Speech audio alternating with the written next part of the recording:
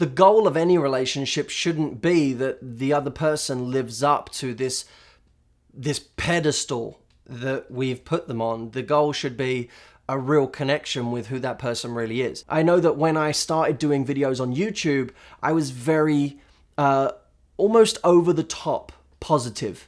You know, I had learned growing up, and certainly from people that I'd watched, that, oh, if you want to be an expert in an area, especially in the self-help world, you have to be happy, happy, happy, happy all the time, because that's really what influences people, and that's what shows that you're perfect. Self-help, oh, let's all walk around smiling all the time and being like, I'm happy, I'm happy, I'm happy. That's not what it is. You're missing the point. People don't have to be one way all the time. I certainly never want to teach that, oh, here's how to be at a peak level of happiness all the time. Sometimes you're not supposed to be at a peak level of happiness. Sometimes people want a more politically correct version. But I like authenticity. I like seeing someone raw and uncut. That to me is where the real excitement is, and that's where you really get to know and learn from someone, not from the kind of polished media version of them. And I think in our relationships, we're often looking for the polished media version of the people in our lives. The media version of our girlfriend, the polished media version of our boyfriend or our parent or our kid, because we want them to live up to an idea of what we have of them, this idea of what they are instead of what they really are.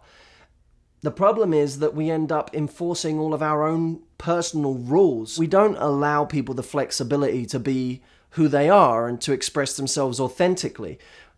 It's so funny when people get offended by something in a YouTube video I do. Now, I recently released the old people video, Seniors Talk Dating, and someone made the comment in that video, Matt, this is beneath your dignity.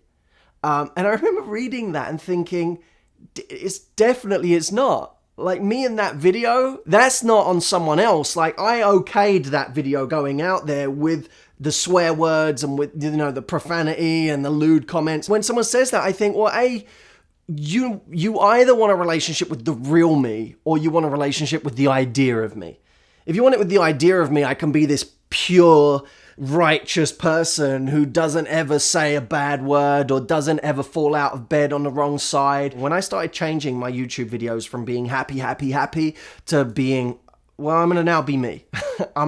Sometimes I'm gonna be funny because I'm in a mood where I just want to make fun of shit. Other times I'm gonna be serious because I want to rant about something because I'm pissed. Just very earnest because I feel very kind of loving towards something, or something has really touched me. I started deciding I'm gonna be the things that I want to be, and the reason that I did that is because I didn't want to be seen on some pedestal. I know many gurus out there in the self-help industry that the moment they reach a certain level, they start taking themselves so seriously. They lose their sense of humor. They become like these weird robots, and I'm sure you've seen it. These weird zombie-like creatures of kind of pseudo-happiness that they've taught themselves that doesn't allow them to just be them anymore, because anytime they have a negative thought or do something wrong, they're kicking themselves because they didn't follow the book or they did something differently. And I never want to be that, and I never want to preach that. People do that all the time. Is they try and have a relationship with an idea of someone instead of having a relationship with who they really are. When we have a relationship with who someone really is, it's far more interesting. It's far more magical. We get the depth and we get the diversity and the whole range, the whole gamut of emotions and feelings and insecurities and strengths and all the little idiosyncrasies that make them them. That to me is far more interesting.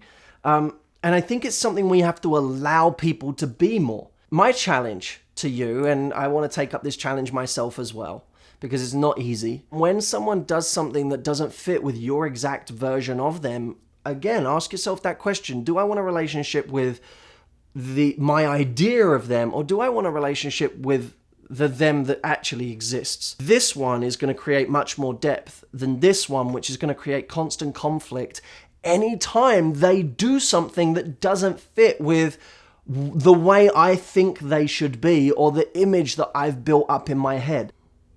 That's it. That's all I got to say. I'll see you next time, guys. Take care. I don't know why people see old people as so classy anyway. Jameson, you know the number one place that STDs are spread nowadays? Retirement homes. How's that for classy?